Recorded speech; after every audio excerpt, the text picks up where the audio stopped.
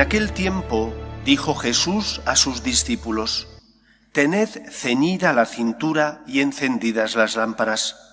Vosotros estad como los que aguardan a que su señor vuelva de la boda, para abrirle apenas venga y llame. Dichosos los criados, a quienes el Señor al llegar los encuentre en vela. Os aseguro que se ceñirá, los hará sentar a la mesa y los irá sirviendo. Y si llega entrada la noche o de madrugada y los encuentra así, dichosos ellos». Palabra del Señor. Gloria a ti, Señor Jesús. El pecado de Satanás y de sus seguidores fue el pecado de la soberbia, de querer ser como Dios. De hecho, cuenta la Escritura cómo el arcángel San Miguel se rebela contra Satanás, diciendo precisamente: ¿quién como Dios? Si Satanás quería arrogarse los derechos de Dios, Miguel protege a Dios diciendo: solo Dios es el Señor. Debido a ese deseo y a esa rebelión de Satanás, él tienta a los hombres, a nuestros primeros padres, a Adán y Eva, con ese mismo deseo: comer del árbol del bien y del mal, para ser ellos los que decidieran qué es bueno y qué es malo. Lo que ocurre es que la realidad se impone. Y por más que tú quieras decir lo contrario a lo que es, es. Y no depende la bondad o maldad de los hechos de tu opinión, sino de lo que son. Si son buenos, te ayudan a ser libres; si son malos, te esclavizan. ¿Dónde está el principal problema? Está en que el mal nos esclaviza, pero el diablo intenta hacer que creamos que Dios es nuestro competidor, que el Señor, si ocupa el lugar primero que le corresponde en nuestra vida, va a hacernos menos libres y por lo tanto menos felices. Y no es verdad eso. Al contrario, cuando Dios, que es el Señor, ocupa el lugar que le corresponde en nuestras vidas, siempre somos más felices, siempre somos más libres, y solo entonces es cuando luchamos por evitar el mal y hacer el bien, por crear una sociedad más justa, utilizando los dones y talentos que el Señor nos ha dado.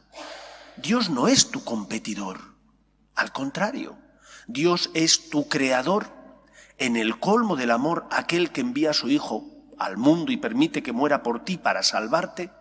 Por lo tanto, Dios es el garante de tu verdadera libertad. Y cuando haces el bien y luchas por evitar el mal, eres mucho más libre y mucho más feliz que cuando das rienda suelta a tus instintos y haces lo que no es bueno, ni bello, ni perfecto. Por eso Satanás intenta convencernos, intenta que caigamos en el error de que Dios compite contra nosotros. Y Dios no compite contra nosotros. Dios es el verdadero garante de nuestra libertad, de nuestra felicidad, de nuestra salvación. Dostoyevski, este escritor ruso, decía: si Dios no existe, todo está permitido. Porque si no existe Dios, que es la suprema norma de moralidad, que es la que nos indica qué está bien y qué está mal, todo dependerá entonces del relativismo personal de cada uno, de la forma de ver las cosas personal de cada uno. Y claro, muchas veces nuestros egoísmos, nuestras pasiones, distorsionan la visión de la realidad y por lo tanto que tengamos un juicio equilibrado. Dios no es tu competidor. Dios es el garante de tu felicidad y de tu salvación.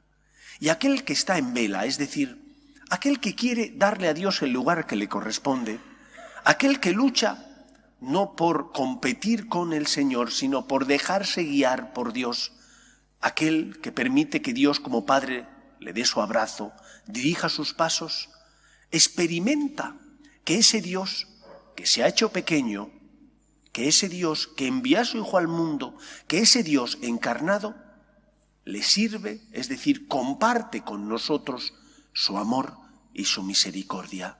de forma eminente mediante los sacramentos, que son signos sensibles de la gracia invisible.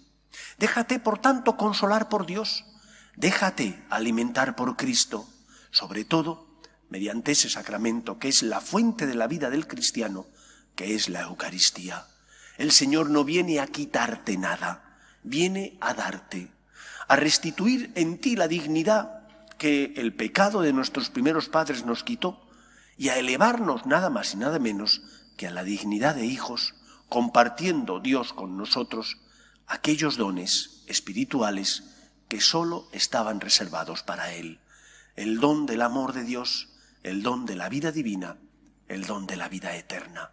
Por eso nos recordaba la primera lectura que el pecado introdujo la muerte en el mundo y que gracias a la muerte y resurrección de Cristo, esa muerte ha perdido su aguijón y ese pecado ha sido derrotado.